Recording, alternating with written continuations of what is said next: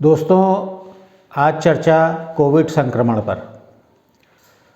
Covid की जब second wave आई तो इसके संक्रमितों की संख्या पर डे 4 लाख भी क्रॉस कर गई, 4 लाख से भी ऊपर पहुंच गई। और ये संख्या पर डे 3 लाख, फिर अगले दिन 3.5 लाख बढ़े, फिर उसके बाद 3.25 लाख बढ़े, फिर उसके बाद 4 लाख बढ़े।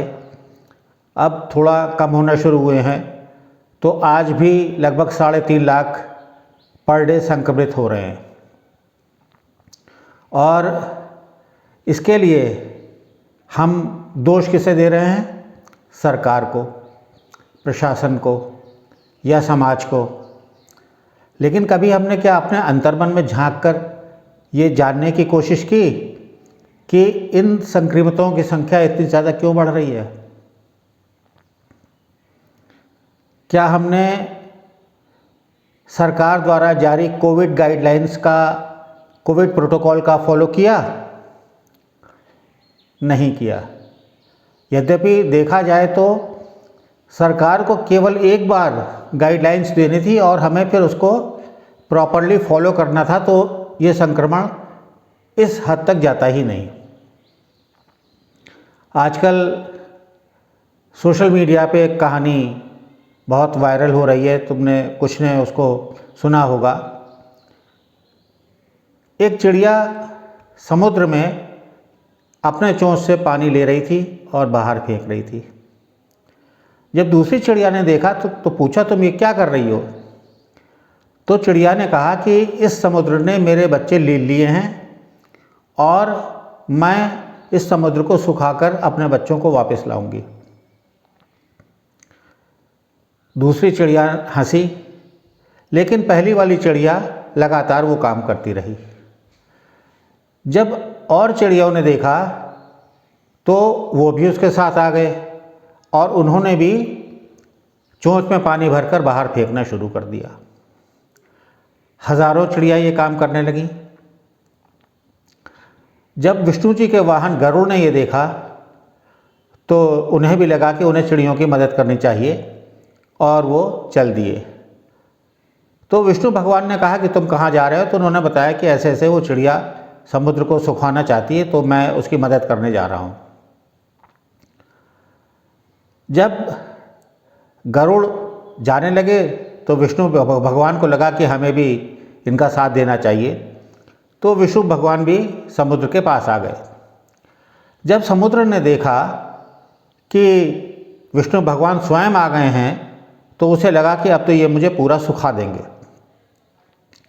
तो उसने जल्दी से चिड़िया के बच्चे वापस कर दिए और चिड़िया खुश हो गई। ये क्या था? ये एक विश्वास की ताकत थी, ये एक साथ की ताकत थी। चिड़िया के अंदर ये विश्वास था कि मैं समुद्र को सुखाकर अपने बच्चों को वापस लाऊंगी। उसे भरोसा था कि जब सभी मिलकर मेरा साथ देंगे तो हम निश्चित रूप से समुद्र को सुखा देंगे। तो ये होती है विश्वास की ताकत, साथ की ताकत। आज हमारे देश में लगभग 2.5 करोड़ लोग कोरोना से संक्रमित हो चुके हैं और पूरे विश्व में लगभग 16 करोड़। 137 करोड़ में 2.5 करोड़ लोग मात्र संक्रमित हुए हैं। और यदि एसिम्प्टोमेटिक को जोड़ लें या जिनकी रिपोर्टिंग नहीं हुई है उनको जोड़ लें तो मान लीजिए 4 करोड़। तो 137 में 4 करोड़ यानी लगभग 133 करोड़ जो है असंक्रमित हैं। हमें इनकी ओर ही देखना है। और एक दूसरा आंकड़ा भी बता दूं, पिछले 2020 में मार्च से लेकर दिसंबर तक हमारे देश में लगभग 2 करोड़ बच्चों का, 2 करोड़ से अधिक बच्चों का जन्म हुआ। इन बच्चों ने आज तक सूर्य की किरणें नहीं देखी क्योंकि इनके माँ बाप ने वो उन्हें बाहर नहीं लाए। इन बच्चों ने चिड़ियों का चहचहाना नहीं सुना। इन बच्चों ने बहती हुई हवा को महसूस नहीं किया। इन बच्चों ने प्रकृति की सुंदरता को नहीं देखा, क्योंकि इनके माँ बाप इस बात को लेकर चिंतित हैं कि अगर बच्चे को बाहर लाएंगे तो उसे कोई संक्रमण ना हो जाए। आज हमारे देश में करोड़ों बच्चे ऑनलाइन स्टडी कर रहे हैं। वो भूल गए हैं कि पार्क क्या होता है, वो भूल गए हैं कि मैदान में जाकर हम क्रिकेट खेला करते थे, वो भूल गए हैं कि हम शाम को आपस में मिलते थे, हंसी मजाक करते थे, वो भूल गए हैं कि हम स्कूल जाते थे। ये केवल अपने आप को बचा के रखने के लिए है। मन के हार है मन के जीते जीत। कहने का तात्पर्य यह है कि यदि हमारे अंदर सुदृढ़ विश्वास होगा तो हम कोई भी जंग जीतेंगे।